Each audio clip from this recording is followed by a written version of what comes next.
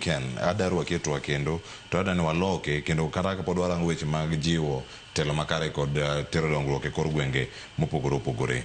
Wantiere kod omenda michwalo ne counties. Arene devolution chaki nyaka kawuono. Counties mamoko nigi kembe.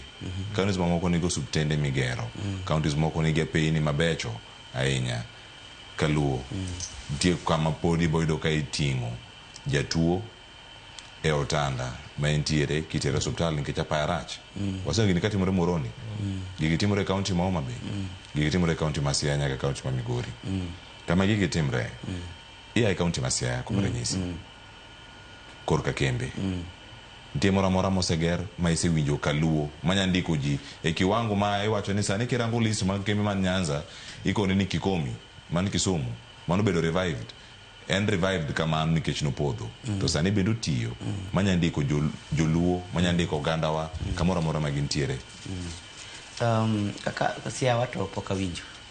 In fact poka neno kambi mora mora mokel mar konyo mar kelo dongruok piny Kaluo. Nikech ng'eny kembe gi be ng'eny gi nyaka bed ng'eny mondo bed mayot nyaka waruong guru jomlongo ni investors mabiro county moko bolongo ni public private partnerships ema nyalo kelo dongruok. Jadi mabiro Siaya en ang'o matimre Siaya ng'eny mana gima chako go en ang'o matimre Siaya ma kambi onego bedi mondo ndik joma ng'eny. Na wacho chieng' moro kae ni gima hinyowa sana mino ka Siaya iluongo ni hardship area. Ng'en warach moloyo kata mana jo South Nyanza jo Mabei kucho gi jo Migori. Siaya iluongo ni hardship area be kidhi tich kuro timi hardship allowance medi nikech en kuma dak teke. Nikech sama ng'ato chiew ng'ato kochiew to onge kuma odhi nikech wa onge gimoro amora madhi mbele. Iyudo ka ndalo moko jopuonj nong'anyo. I don't I said it here. Nong'anyo bedi ng'en mon masiro ma Siaya town nodhi mandamano ni sirikal chuluru jopuonj nikech they are main customers gin jopuonj. So ng'ama onge i sector ma formal employment ni moken daktari to ken jatij sirikal to ken japuonj koro ng'ama ononge ng'ama nigi yuto emno kidhi dal alego wasani ya Siaya town ibiro kaka ma boda boda ni omedre kabisa nikech ng'ato kochiew be manege mag kinyande go nyisi ne nagi pesa moro meda adwa nyiewo pikipiki because manege magineno onge gimoro amora madhi mbele. Taparo ni koponi wanyalo ng'iyo gini maduong' mondo wang'in to en ang'o minya tim maweyo legacy magi manya dak kata for 50 years 100 years mabro konyo jogi. Koro anino koro style mitimo go maendeleo ni maji biro iwacho ni jo boda boda biuru president keno golo milion adi jomodong mamoko bende gikawo nyaka mag president ogolo go pod you want to contribute. Iyudo kamano ema koro ni mane maendeleo midwa tim. To mano maendeleo ma temporary. Iyudo ka ng'ato dhi nyicha neno moro be manje timo youth empowerment. Nawe ne dhi tim ni youth gimalich. Youth ogo mpira, kose ogo mpira inyisa to kar mro nyisi gini kijende wadwa timo nu kama mondo gini okonyu kata for 20 years.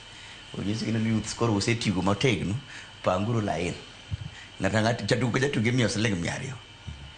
And I'm like, ma waboche pokure kwa dhi kama. Real empowerment kaka koro counties magwa wang'ini okenana okono obeda dok. Nanjo ka James Orengo governor notemo kelo gimoro kanyo mane kano luongo kana investors forum. You remember it? Mano ne bedo Siaya. Akia gima ne was supposed to achieve. To kano ne beno achieve no beno o se identify areas kech maka jombo dongo Siaya gi Siaya maber. Areas madwaro investment. Ani ngene kana dongo na no kanwa pidho cotton, pamba, nwapidho sunflower ndalo cha. To kora kiane sani kidwa donjo Siaya.